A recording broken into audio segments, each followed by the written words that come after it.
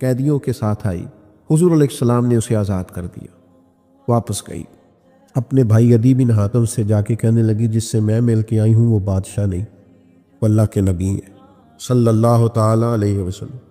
بادشاہوں کے یہ مزاج نہیں ہوتے، ان کے یہ طریقے نہیں ہوتے۔ جن سے میں مل کے آئی نا، مل کے حضور سے گئی ہے، لیکن حضور سے ملنے کے بعد اس کے ذہن میں آ گیا یہ اللہ کے نبی ہے۔ تیری حیات پاک کا ہر لمحہ پیغمبر لگے۔ حضور سے مل کے گئی اور جا کے اس نے یہ اپنے بھائی سے کہا۔ تو عدی جو تھے وہ ظاہر ہے حاتم طائی نے زندگی میں بڑے بڑے بادشاہوں سے، بڑے بڑے لوگوں سے ملاقات کی تھی، تو عدی کہنے لگا کہ میں اسی طرح عورتوں کے کہنوں پہ نہیں مانتا، میں خود جاؤں گا۔ عدی آئے مسجد میں، حضور تشریف فرما، سادی سی مسجد، غلاموں کے بیچ آقا تشریف فرما، اور بڑا انفرادی سا رنگ ہے، بڑی سادگی ہے۔ عدی کہتے ہیں دل پہ چوٹ آئی، یہ بادشاہ ہوتے تو محل ہوتا، یہ بادشاہ ہوتے تو لاؤ لشکر ہوتے، ہٹو بچوں کی داستانیں ہوتی، لیکن یہ سادگی، یہ خوبصورتی، یہ وزاداری، یہ غریب پروری، یہ بندہ نوازی، دل پہ چوٹ لگی۔ لیکن میرے دل میں خیال آیا کہ مسجد تو سادی ہے،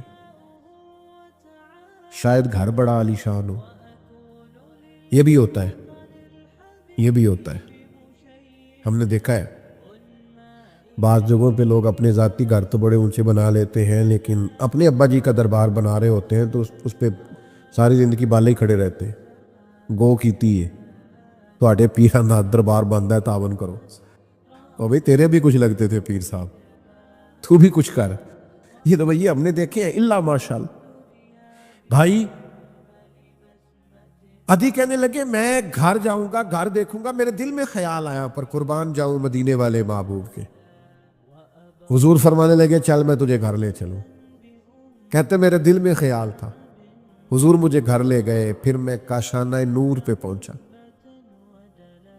پھر میں اس جگہ پہنچا جہاں حضرت جبریل بھی اجازت لے کے حاضر ہوتے، پھر میں وہاں پہنچا جہاں فرشتے ترستے ہیں دیدار کو، لیکن وہاں بھی میں نے ایک مٹکا دیکھا، دو پیالے دیکھے، ایک چٹائی دیکھی، کھجور کی چھال کا تکیہ دیکھا۔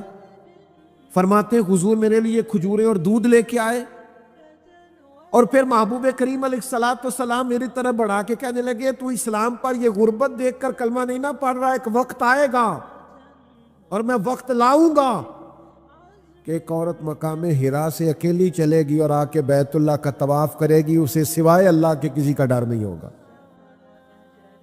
وقت آئے گا، حالات بدل جائیں گے۔ عدی کہتے ہیں میں سمجھ گیا کہ یہ بادشاہ نہیں، یہ اللہ کے سچے رسول ہے۔ فرماتے ہیں مسلمان ہو گیا۔ تو جو بھی دروازہ محبوب تک پہنچا ہے، جو بھی بارگاہ رحمت للعالمین تک پہنچا ہے، اسے اللہ کی معرفت مل گئی، اسے جینے کا سلیقہ۔ اور یار جینے کا کیا،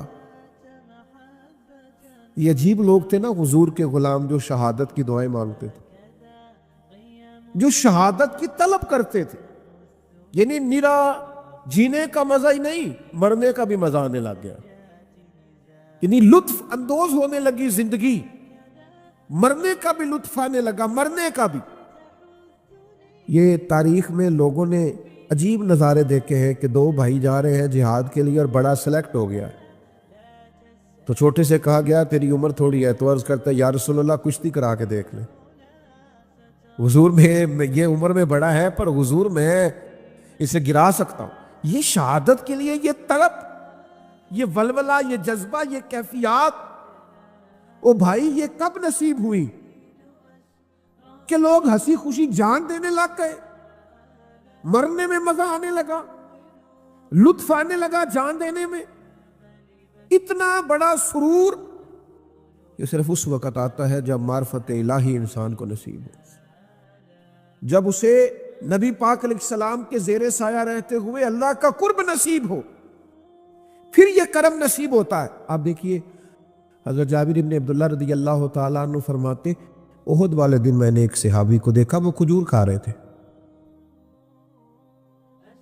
اور کھجور کھاتے کھاتے عرض کرنے لگے یا رسول اللہ صلی اللہ تعالی علیہ وسلم، اگر اس جنگ میں شہید ہو جاؤں تو کہاں جاؤں گا؟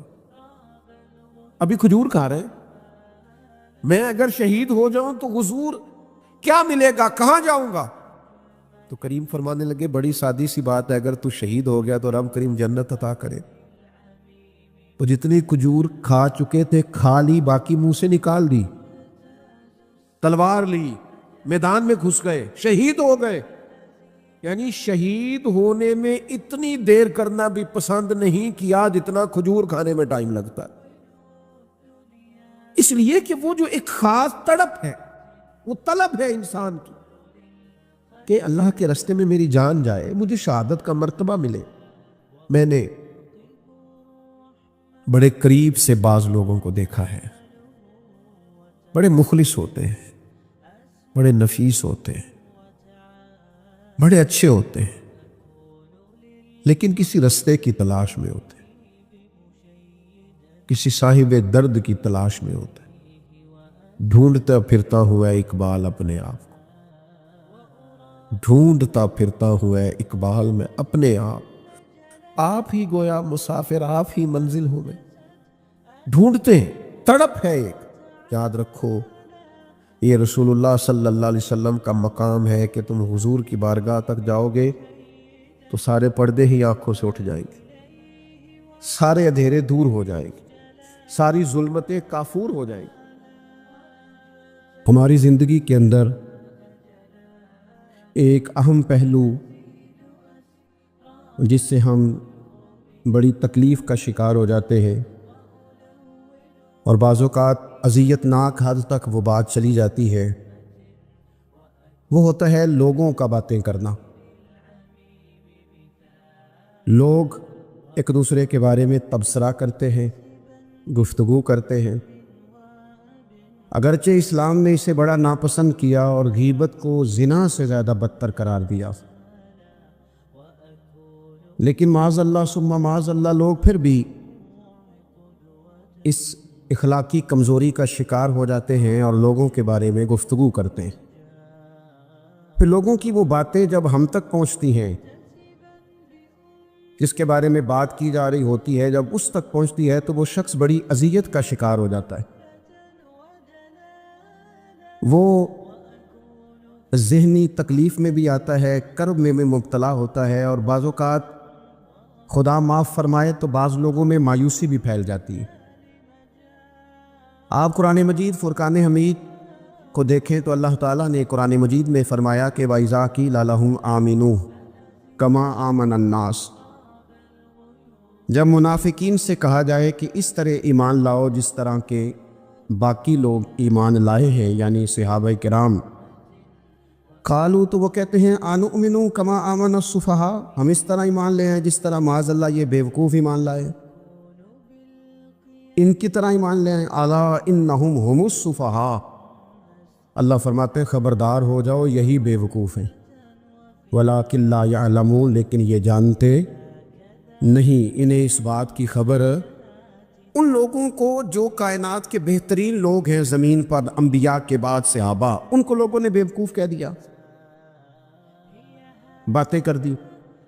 آپ قرآن مجید دیکھیے سورہ قلم کے اندر اللہ تبارک و تعالی نے اس بات کا بھی جواب ارشاد فرمایا ہے، جب لوگوں نے کہا تھا کہ معاذ اللہ حضور تو مجنون ہے، تو اللہ نے فرمایا محبوب آپ رب کے فضل سے مجنون نہیں ہیں، بلکہ اللہ نے آپ کو خلق عظیم کا مالک بنایا ہے۔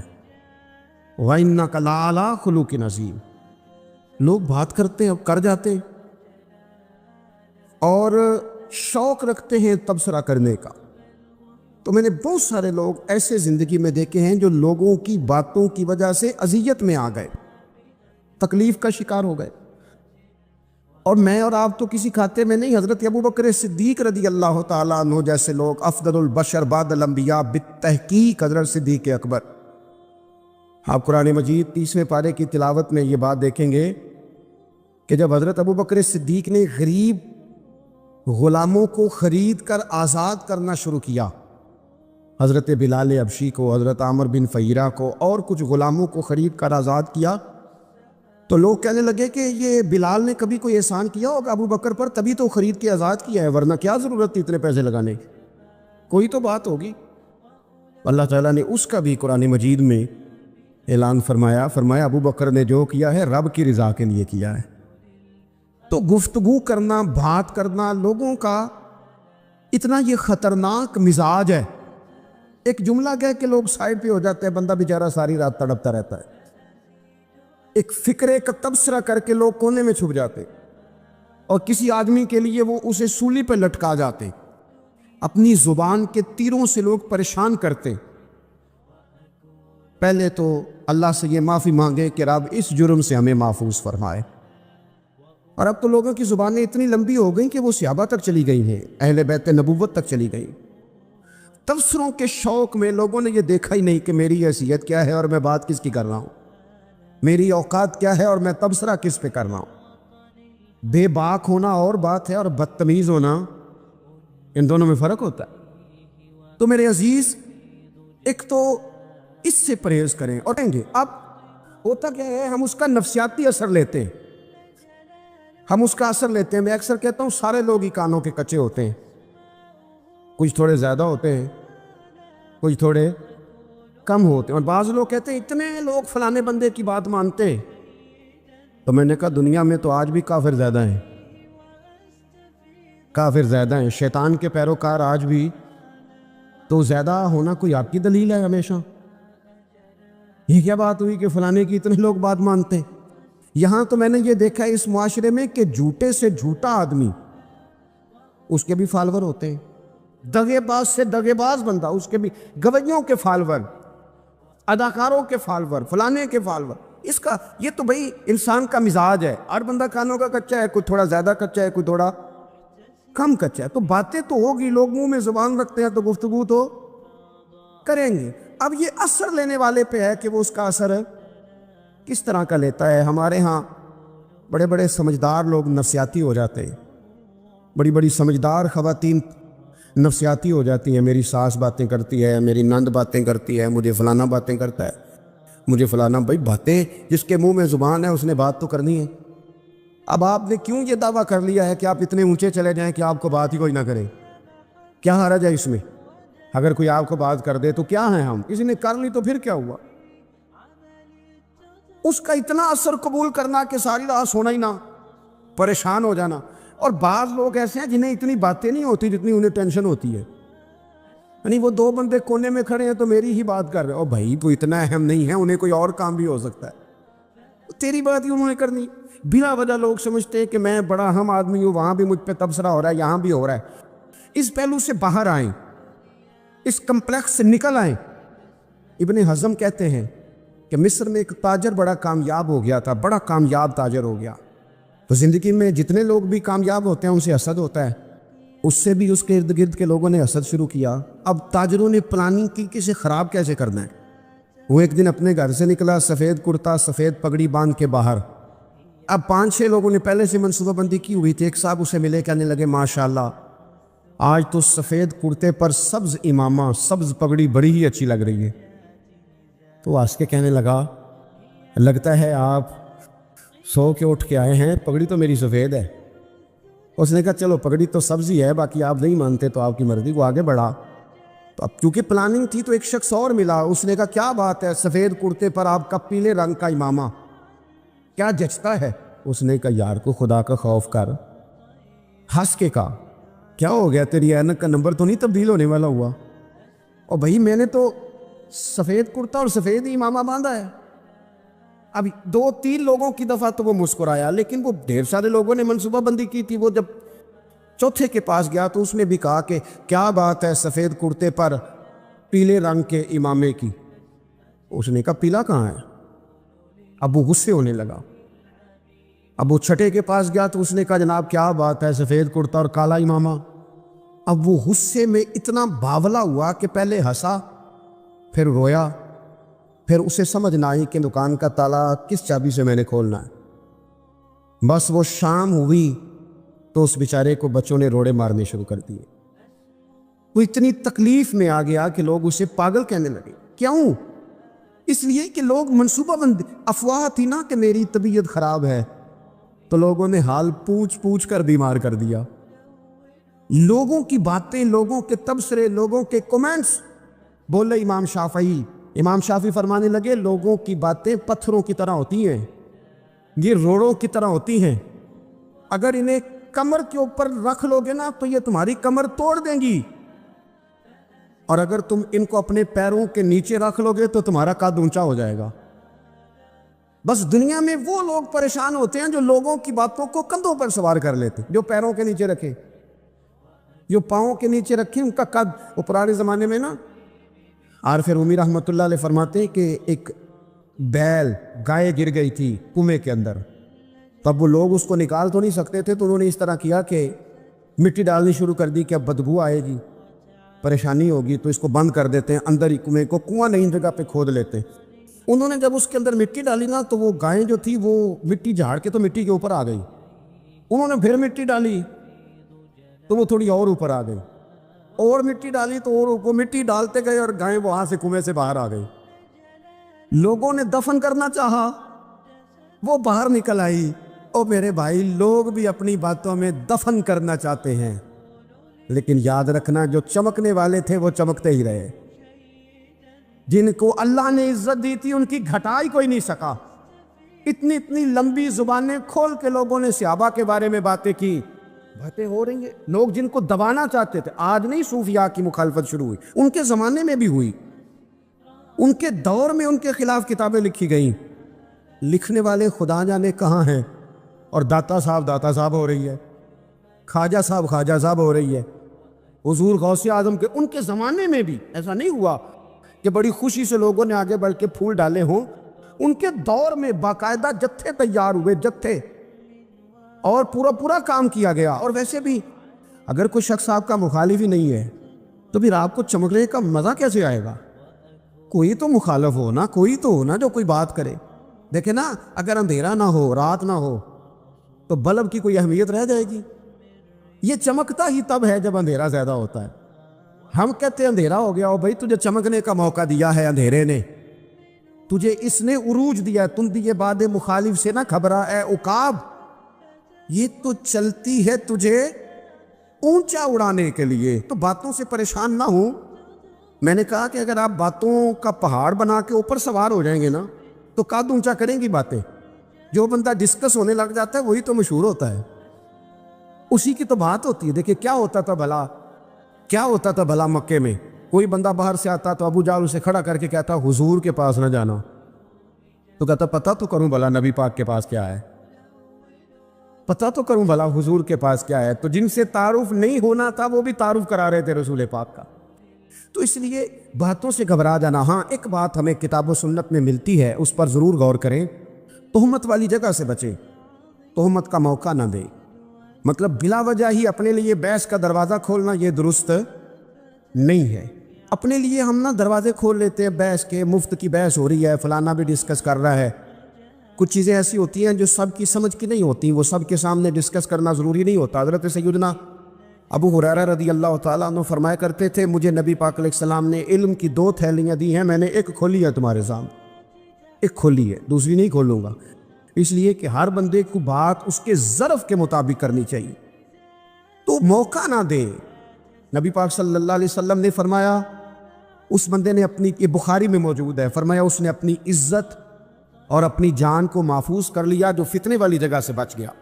جہاں تہمت لگ سکتی ہے اس جگہ سے بچیں. جان بوجھ کے لوگوں کو موقع نہ دیں باتیں کرنے کا، جان بوجھ کے موقع نہ دیں.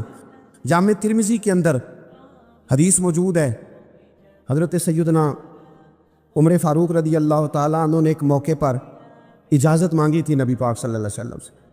عرض کیا یا رسول اللہ صلی اللہ علیہ وسلم مجھے آپ اجازت دے دیں، میں عبداللہ بن ابی سلول کی گردن اڑا دوں، یہ منافق بار بار آڑے آتا ہے، بار بار تکلیف دیتا ہے، آپ مجھے اجازت دیں میں اسے قتل کر دوں. اب وہ چونکہ کلمہ پڑھتا تھا، ساتھ تو رہتا ہی تھا نا، بہت سارے لوگ اسے مسلمان جانتے تھے. حضرت سیدنا عمر فاروق رضی اللہ تعالیٰ عنہ نے اجازت چاہی کہ یا رسول اللہ صلی اللہ علیہ وسلم اگر آپ مجھے اجازت دے دیں، یہ ترمذی میں موجود ہے، یعنی آپ اس جگہ سے بچیں جہاں تہمت لگ سکتی ہے، جہاں بلا وجہ किसी शख्स को शर फैलाने का मौका मिल सकता है। या रसूल अल्लाह मुझे इजाज़त दे मैं अब्दुल्ला बिन अबी सलोल की गर्दन उड़ा दूँ। तो नबी पाक सल्लल्लाहु अलैहि वसल्लम ने फरमाया कि उमर, अगर मैं तुम्हें ऐसा करने की इजाज़त दूंगा तो लोग कहेंगे कि वो अपने करीबियों को इन्होंने मरवाना शुरू कर दिया है, साथ वालों को ही मरवाना शुरू, लोग तो इसे मुसलमान समझते हैं। तहमत वाली जगह से, बल्कि बुखारी शरीफ में इसी तर्ज का एक और पैगाम भी हमारे लिए मौजूद है। ये जो हरम शरीफ आज हमारे सामने है ना, बैतुल्ला शरीफ, इसमें एक पीछे मकाम है जिसको हतीम कहा जाता है। ये खाना काबा का हिस्सा है। हुजूर सल्लल्लाहु अलैहि वसल्लम के ऐलान नबूवत से पहले जब कुरैश मक्का ने इसे तामीर किया ना दोबारा से, तो उन्होंने चंदे का कोई इस तरह का मिजाज बनाया था कि उस बंदे से पैसे लेने जिसके बिल्कुल ही जायज़ हो। इस तरतीब से उन्होंने खाना काबा की तामीर की कि फिर वो सारी तामीर ना कर सके, हतीम बाहर रह गया। तो नबी पाक सल्लल्लाहु अलैहि वसल्लम ने एक दिन फरमाया, बुखारी में मौजूद है, हुजूर फरमाने लगे, आयशा, अगर तुम्हारी कौम जाहलियत के करीब ना होती, क्योंकि अभी करीब करीब जाहलियत छूटी है ना, अभी लोगों ने कलमा पढ़ना शुरू किया है, फरमाया अगर ये जाहलियत के करीब ना होते तो मैं काबे को उन्हीं बुनियादों पर दोबारा बना देता जिन बुनियादों पर हज़रत इब्राहीम अलैहिस्सलाम ने बनाया था। लेकिन चूंकि ये जाहलियत के करीब हैं, इनकी समझ में चीज़ नहीं आएगी, ये शक में पड़ जाएंगे, परेशान हो जाएंगे, लिहाजा मैं ये काम नहीं करता। बहुत सारी चीज़ें ऐसी हैं कि जिनकी वजह से बाज़ सादा लोग इबहाम का शिकार होते हैं। इबहाम का हमारे उलमा ने इस तरह किया कि बड़े तय करके अकायद के उन्वानात उम्मत तक पहुँचाए। हर आदमी हर शोबे का स्पेशलिस्ट नहीं होता। बहुत सारी लोग बातें मरीज़ के सामने करने वाली नहीं होती, वो सिर्फ लवाहिकीन को बताने वाली होती। फिर कुछ लोग और आए जिन्होंने कहा कि हम तो एफिशिएंसी दिखाएंगे, कुछ ख़ास हर बात खोल कर लोगों के सामने रखेंगे। तो उसका नुकसान फिर ये होता है कि सादा लोग मुश्किलात का शिकार होते हैं। वो फिर जब कहते हैं हर चीज़ डिस्कस कर लेनी चाहिए तो फिर बातें दूर निकल जाती हैं। फिर लोगों ने अंबिया किराम अलैहिमुस्सलाम की इज्तिहादी ख़ताओं को डिस्कस करना शुरू किया। रब्बना ज़लमना अनफुसना, अगर हज़रत आदम ये लफ्ज़ कहें तो उनके लिए तो ठीक है, लेकिन अगर कोई ग़ुलाम और उम्मती और बेटा उठ के ये लफ्ज़ कहे तो उसके लिए ठीक नहीं है। तो मेरे अजीज़, ऐसे काम ना करें जिसकी वजह से बिला वजह बहस का। हमारे कुछ लोगों को शौक़ है ख़बरों में रहने का, वो ऐसी बातें छेड़ते हैं जिनसे ना वो ख़बरों में रह सके। मैंने देखा है, वो कहते हैं जी मैंने कोई अनोखी बात करनी है। भाई अनोखी बात करने से बंदा मशहूर तो हो जाता है। हमारे ज़माने में मशहूर ही वो होता है जो दूसरों से ज़रा हट के बात करे, अनोखी करे। वो हमारे लतीफ़ा लिखा है ना, एक अहले अरब का एक हिजा नाम का अरबी का एक लताइफ सुनाने वाला शायर है। तो वो कहता है कि एक शख्स ने एक दफ़ा कह दिया था गधा खाना जायज़ है। और बड़े बड़े उलमा उसके घर चले गए कि भाई कोई दलील, कोई जुजिया, कोई कहाँ से, कोई किताब, कोई हवाला, कोई शय। उसने कहा रोज़ आओगे एक एक बंदे को बताऊंगा, इकट्ठा स्टेज लगाओ, एक की दफ़ा हवाले देता हूँ, रोज़ नहीं दिए जाते। वो स्टेज लग गया, दुनिया जमा हो गई, जिन्होंने कभी टाइम नहीं निकालना। ये ज़रा अनोखी बात जो कर रहा था, वो सारे लोग आ गए। तो वो स्टेज पे चढ़ा तो कहने लगा मुझे जानता कोई नहीं था। चलो अब बदनाम जो होंगे तो क्या नाम ना होगा। अब क़यामत तक कहोगे तो सही ना, वो उस मौलवी दे घर जिन्हें एक बार आख्या नहीं सी कदा खाना जायज़ है, वो चलो बदनाम जो होंगे तो क्या। तो बहुत सारे ऐसे लोग हैं जो हैं बदनाम, पर चलो नाम तो हो गया ना। बदनामी सही, शरारत सही, शैतानियत सही, लेकिन नाम तो हो गया। तो इसलिए कोई ऐसा अनोखा काम जिससे लोगों की, मैं आपसे बड़ी गुजारिश अर्ज़ करूँ, आला हज़रत बरेलवी रहमतुल्लाह अलैह ना लालटेन के अंदर मिट्टी का तेल जलाया जाता है हमारे यहाँ। तो मिट्टी का तेल ज़ाहिर है उससे बदबू आती है, तो मस्जिद में वो जलाना जायज़ नहीं था। तो एक साहब अरंडी का तेल लाए, वो खुशबू वाला होता है। वो ला के उन्होंने ना आला हज़रत बरेलवी रहमतुल्लाह अलैह को लालटेन में डाल के दिया और कहा कि ये मस्जिद में इसको जलाते हैं चूँकि इसके अंदर से खुशबू आती है, बदबू नहीं आती। तो वो जो शरी उज़र है ना, हुज़ूर ने फरमाया कि जुमे वाले दिन गुस्ल करके आओ ताकि किसी के पसीने से एक दूसरे को तकलीफ़ ना हो। कच्चा लहसुन प्याज खा के मस्जिद आना इसलिए मना कर दिया गया कि मुंह की बदबू से तकलीफ़ हो। तो मस्जिद में कोई ऐसी चीज़ जो बदबू का बाइस बने मना है। अब उन्होंने वो तेल ला के लालटेन में डाला जिससे خوشبو آتی تھی اور لالٹین بھی روشن ہوتی تھی۔ اعلیٰ حضرت فاضل بریلوی رحمۃ اللہ علیہ اپنے اس خادم سے فرمانے لگے کہ اب لوگ تو آئیں گے نا، تو ہمارے علاقے میں تو ساری دنیا مٹی کے تیل سے ہی چلاتی ہے، تو اب آپ نے ایک خوشبو والا تیل لا کے ڈال تو دیا ہے اس کے اندر لالٹین میں، پر یہ لوگوں کو بتائے گا کون کہ یہ تیل وہ نہیں ہے؟ لوگ تو یہاں سے دیکھ کے جائیں گے اور جا کے کہیں گے کہ اتنے بڑے عالم کی مسجد میں اگر جل رہا ہے تو ہم کیوں نہ جلائیں؟ تو فرمانے لگے وہ شخص کے حضور پھر حال کیا ہے؟ فرمانے لگے آپ فرضوں کا سلام پھیر کے دعا سے پہلے لالٹین کے پاس کھڑے ہو جائیں، اور جو بندہ گزرے اسے بتاتے جائیں کہ یہ مٹی کا تیل نہیں، یہ مٹی کا تیل نہیں، یہ مٹی کا تیل۔ ہر شخص کے ذہن تک بات اتر جائے تاکہ لوگ کسی ایسی چیز کا شکار نہ ہو جائیں جس سے کہ ان کے مزاج میں کوئی غیر شرعی چیز عروج پکڑ لے۔ تو میرے عزیز، ہم نہ کچھ بدگمانیاں لوگوں کے اندر لوگ ڈالتے ہیں۔ ہمارے ہاں بالخصوص پاکستان میں جب سے سیاسی فرقہ واریت شروع ہوئی ہے، سیاسی، ہماری قوم کا مزاج اتنی بری طرح خراب کیا گیا ہے۔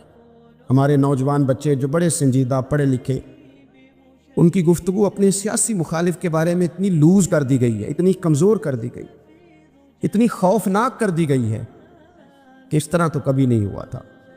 یہ مزاج جو لوگوں کو دیا جا رہا ہے، قومیں اپنے اخلاق کے طور پر زندہ رہتی ہیں۔ بد اخلاقیاں کبھی بھی انسانوں کو اونچا کر سکتی، پیچھے رہ جاتے ہیں لوگ۔ تہذیب کسی سوسائٹی کا حسن ہوتا ہے، اور اگر ایک سیاسی مخالف کے لیے آپ کا یہ والا مزاج بن جائے، اپنے سیاسی قد کو اونچا کرنے کے لیے آپ ان چیزوں کا سہارا لیں، یہ درست نہیں ہے۔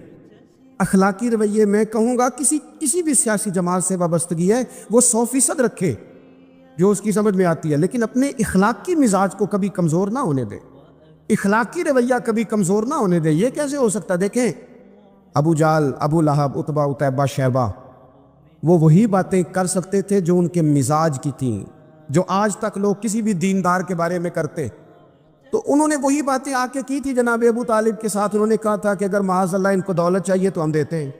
بڑے سے بڑے مخلص آدمی پر آج لوگ دعویٰ نہیں کرتے کہ دولت کے لیے لگا ہوا ہے، انہوں نے کہا دولت چاہیے تو دیتے ہیں۔ اگر کسی خاتون سے نکاح کرنا چاہتے ہیں تو کرا دیتے ہیں، سرداری چاہیے تو دے دیتے ہیں۔ اب یہ سوچ ہی اتنی ہے، اس سے آگے جاتی نہیں۔ وہ معاذ اللہ حضور کے بارے میں اور بھی باتیں کرتے، یہ شاعر ہیں، یہ جادوگر ہیں، یہ فلاں ہیں، لیکن میرے نبی پاک علیہ الصلوۃ والسلام نے کبھی بھی ان کی ذاتی زندگی کو ڈسکس نہیں کیا، کبھی نہیں کیا۔ ابو جہل شراب پیتا تھا، لیکن حضور نے کبھی سوسائٹی میں یہ بات لوگوں کے سامنے بیان نہیں کی۔ وہ لوگوں کے پیسے دبا لیتا تھا، کئی جگہوں پہ حضور نے پیسے نکلوا کے دیے، لیکن جگہ جگہ گلی گلی کھڑے ہو کے حضور نے یہ نہیں فرمایا کہ یہ اس طرح کا ہے۔ آپ اپنے مخالفین کے بارے میں ضرور کلیم کریں، ثبوت کے ساتھ ضرور بات کریں، یہ ضروری ہے، لیکن آپ کا رویہ اتنا گرا ہوا نہیں ہونا چاہیے کہ لوگ سمجھیں کہ یہ قوم تو اخلاق سے ہٹ گئی ہے۔ آپ اختلاف کریں، لیکن اختلاف کے بھی آداب ہوتے ہیں۔ اس ادب کے دائرے کے اندر رہ کے صحابہ کے بیچ بھی رائے کا اختلاف ہو جاتا تھا، ہو جاتا ہے، ہو جایا کرتا ہے۔ حضور اس اختلاف کو قبول کرتے، بھئی ہو جاتا ہے رائے کا اختلاف اپنوں میں، لیکن اس کے اندر انسان توہین پہ اتر آئے، اس کا لہجہ اس طرح کا ہو جائے جس طرح کی بازاری گفتگو کی جاتی ہے، تو محسوس ہوتا ہے کہ یہ تربیت کا فقدان ہے۔ یہ لہجے باوقار لوگوں کے نہیں ہوا کرتے۔ لہجے کو کبھی برا نہ ہونے دیں، انداز کو۔ لوگ آپ کو چھیڑیں گے، اپنی جگہ پہ کھینچ کے لانے کی کوشش کریں گے، بڑا کچھ لوگ کریں گے، لیکن آپ اپنی جگہ سے آپ تبدیل نہیں ہوں گے۔ آپ کہیں گے یار میرا ایک معیار ہے، میری ایک حیثیت ہے، میں اپنی حیثیت چھوڑ سکتا؟ میں اپنی حیثیت نہیں چھوڑ سکتا۔ ہر بندے کو آپ ڈسکس کریں گے، تو تہمت والی جگہ سے ضرور بچیں، بدگمانی سے ضرور بچیں، لیکن ہر شخص کو اس کے معیار کے مطابق اتر کا جواب دینا یہ باوقار لوگوں کا سٹیٹس نہیں ہوتا۔ وہ کہتے ہیں جا بات کر، جا کے تو کون ہوتا ہے تیری بات کرے، اب ہم ہر شخص کے منہ لگیں، یہ کیسے ہو سکتا ہے؟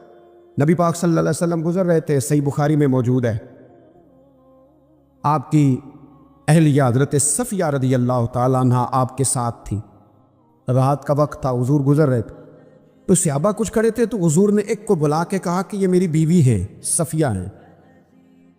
عرض کرنے لگے حضور مجھے میری ماں روئے، میں کوئی آپ کے بارے میں بدگمانی کرتا؟ تو حضور نے جواب میں کیا کہا؟ محبوب فرمانے لگے جس طرح رگوں میں خون گردش کرتا ہے نا، شیطان بھی اسی طرح ہی گردش کرتا ہے۔ گویا حضور بتا رہے ہیں کسی وقت بھی بدگمانی پیدا کر دیتا ہے۔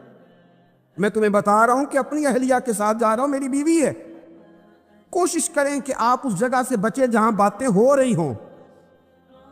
اور اس پہلو پہ تیسری گزارش اس عنوان پر یہ ہے کہ اگر کسی کے بارے میں باتیں ہو رہی ہوں تو فٹافٹ اس کا حصہ بننے کی کوشش نہ کریں، بلکہ آپ کے پاس جب تک کوئی شرعی ثبوت نہیں ہے تب تک آپ اس بات کا حصہ نہ بنیں۔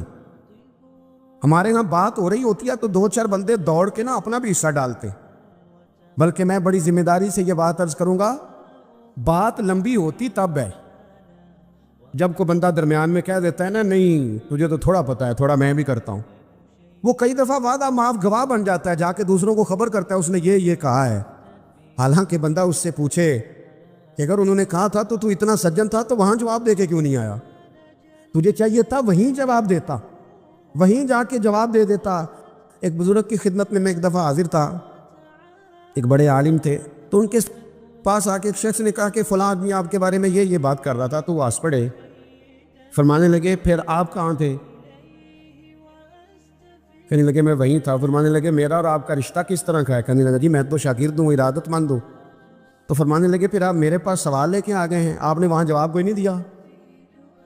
فرمانے لگے اب تو میرے سامنے بیٹھ، پہلے اس سوال کا جواب میں تجھے دوں، پہلے تجھے قائل کروں، اگر تو قائل ہوتا نا تو پھر تو یہ بات لے کے میرے پاس نہ آتا، پھر تو وہاں تو کلیئر کر آتا تیرے اندر کجی ہے، تو بات کا حصہ بنا ہے، اور میرے نزدیک اس سے بڑا تو مجرم ہے کہ تو نے بات کو سنا ہے، وہ تو کوئی ہے، اور تو اپنا تھا، تو نے اپنا ہو کے یہ باتیں سنی، تو نے ہاں کی، تو وہاں بیٹھا رہا، تو اپنا تھا۔ اور حضور نے فرمایا محبت تو بندے کو اندھا بہرا اور گونگا کر دیتی ہے، جو کسے دا عاشق ہوئے ہوتے گل اسے دی کردا ہے، 100 مکر بہانے کر کے وہ دے مرنے مرد ہے۔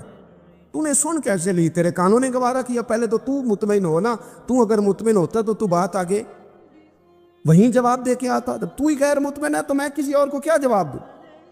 تو مدد کریں اپنے بھائی کی اس معاملے میں کہ اگر آپ کلیئر ہیں تو پھر آپ اسے وہی کلیئر کریں، کہیں یار میری بات سن، یہاں تک تو بات ٹھیک ہے، اس بات کا میں گواہ ہوں، یہ ہو سکتی نہیں۔ اور نبی پاک کا یہ طریقہ ہے، مسند امام احمد بن حنبل میں حدیث موجود ہے، حضرت عبداللہ ابن مسعود رضی اللہ تعالیٰ عنہ، کمال آدمی حضرت عبداللہ ابن مسعود، حضور نے فرمایا عبداللہ ابن مسعود سے قرآن سیکھا کرو، یہ اسی طرح پڑھتے ہیں جس طرح میرے اوپر نازل ہوا تھا۔ حضرت عبداللہ ابن مسعود کو نبی پاک علیہ السلام نے فرمایا درخت پہ چڑھ کے ذرا میرے لیے مسواک تو اتار دو۔ حضرت عبداللہ ابن مسعود کی پنڈلیاں پتلی پتلی تھی، ٹانگیں پتلی تھی، وہ درخت پہ چڑھے، ہوا چلی تو کپڑا تھوڑا ہٹ گیا، تو بعض لوگ ان کی پتلی پنڈلیوں کا مذاق اڑانے لگے، معاذ اللہ، دیکھو کیسی باریک باریک پنڈلیاں ہیں، کیا انداز ہے۔ اب حضور بیٹھے ہیں نا، تو انہوں نے جو بات کی تھی وہ بات بھی درست تھی، پنڈلیاں واقعی پتلی تھیں، اور کوئی بھی اس انداز میں دیکھتا تو شاید مسکراتا۔ جب انہوں نے کہا نا دیکھو پتلی پنڈلیاں، تو حضور نے ہمارے لیے طریقہ کیا چھوڑا، ہمارے لیے سیرت کیا چھوڑی؟ حضور سید عالم فوراً ارشاد فرمانے لگے، نبی پاک فرمانے لگے چپ کرو، تم میرے عبداللہ کی پنڈلیوں کو پتلا پتلا کہہ رہے ہو نا، قیامت کے دن جب میزان لگے گا اور ان پنڈلیوں کا تمہیں وزن پتہ چلے گا، پھر پتہ چلے گا میرے عبداللہ کی شان کیا ہے۔ یہ بڑی وزنی پنڈلیاں ہوں گی، جب ان کا میزان پر وزن تلے تو آپ دفاع کریں۔ نبی پاک صلی اللہ علیہ وسلم نے فرمایا اگر کسی جگہ تیرے بھائی کی عزت پر حملہ ہو رہا تھا اور تو بچانے پر قادر تھا اور تو نے اس کی عزت سے اس شر کو روک دیا، کہا نہیں یار ایسی بات نہیں ہے، تم غلط کہہ رہے، فرمایا اگر تم کسی کی عزت کا دفاع کرو گے تو فرمایا جہاں تمہاری عزت خراب کی جا رہی ہوگی رب وہاں تمہاری عزت کا دفاع فرمائے گا، اللہ تمہاری عزت کا محافظ بن جائے گا۔ لیکن ہم کیا کرتے ہیں؟ ہم لوگ باتیں کر رہے ہوتے ہیں تو ہم ان باتوں میں ایک بات اور شامل کرتے ہیں، ہم ان باتوں میں ایک بات اور شامل کر لیتے ہیں، اور انداز اختیار کر لیتے ہیں، اور جو آپ کے حق میں ہے اس نے مخالف نہیں ہونا، اور جو مخالف ہے اس نے کبھی حق میں چھوڑیں۔ آپ کس کو قائل کر رہے ہیں؟ جس کی سمجھ میں آتی ہے وہ قبول کرے، نہیں آتی تو دروازہ کھلا ہے، کہیں اور تشریف لے جائے۔ ہمارا یہ مزاج بن گیا کہ بلا وجہ کی وضاحتیں بھی بندے کو کمزور کرتی ہو، بلا وجہ ہم کمزور پڑ جاتے ہیں، تھوڑے بے نیاز ہو جائیں، چھوڑیں کچھ بے نیاز بنے، طبیعت کوئی بے نیاز، ہم نہ بے نیاز نہیں ہوتے، ہر بات کو سوچتے ہیں، ہر بات کی وہ جی وہ فلانے نے پتہ کیا کہا ہے، تو بڑی معذرت سے بالخصوص خواتین کا مسئلہ ہوتا ہے، وہ کہتے ہیں پوری دسو، نہیں دسو نے کیا کی بھئی آپ نے کیا کرنا ہے، اس کے لیے پھانسی کا حکم لگانا ہے آپ نے، چھوڑ دے، بات ہو گئی، ختم ہو گئی۔ اپنی زندگی میں تھوڑی سی بے نیازی بھی پیدا کریں، تھوڑی سی بے نیازی، ہر ایک کی بات سننا، ہر ایک کی بات پر غور کرنا، ہر بندے پر تبصرہ شروع کر دینا، وہ تو تکلیف آ جائے گی۔ وہیں سے جہاں سے بات شروع کی تھی پھر وہیں لاتا ہوں کہ باتوں کا اثر لیں لیکن صرف خیر کی باتوں کا اثر لیں، لیکن صرف اچھے لوگوں کی باتوں کا۔ ہر ایک کی بات کا اثر لوگے، لوگ دو قدم نہیں چلنے دیں گے۔ اور دوسرا، میں آپ کو بڑی ذمہ داری سے عرض کرتا ہوں، ہم ویژن والے لوگ ہیں، ہماری 1400 سال کی تاریخ ہے، ہم ویژن والے لوگ ہیں۔ یہ نہیں ہے کہ ادھر ایک بندہ آیا تو تھوڑی سی ہم اس کے پیچھے چلے جائیں گے، پھر کل ایک اور آئے گا تو تھوڑا سا اس کے پیچھے چلے جائیں گے۔ یہ تو وہ لوگ ہوتے ہیں جن کے پیچھے بنیاد نہیں ہوتی، اور جن کی پوری بنیادیں ہونا۔ وقت زیادہ ہو گیا، ورنہ میں آپ کو اپنی سند پڑھ کے بتاتا کہ ہماری سند امام بخاری تک کیسے جاتی ہے اور امام بخاری کی رسول پاک تک کیسے جاتی ہے۔ یہ تو ایک تسلسل ہے، تو اس لیے بڑی جلدی آزمائش کا شکار نہ ہوا کریں۔ باتیں کس لیے؟ جو بندہ ویلا ہے اس نے بھی 4 باتیں تو ہر بات کا اثر نہ لے۔ بالخصوص جوانوں سے کہتا ہوں، ٹارگٹ اچیو کرنے کے لیے سب سے پہلے تو مقاصد کا تعین کرے جانا کے دور، پھر اس پہ لگ پڑے۔ باتیں ہوتی رہیں گی لیکن باتوں کو پشت پہ سوار نہیں کرنا، باتوں کو پاؤں کے نیچے رکھنا ہے، قد اونچا ہو جائے گا۔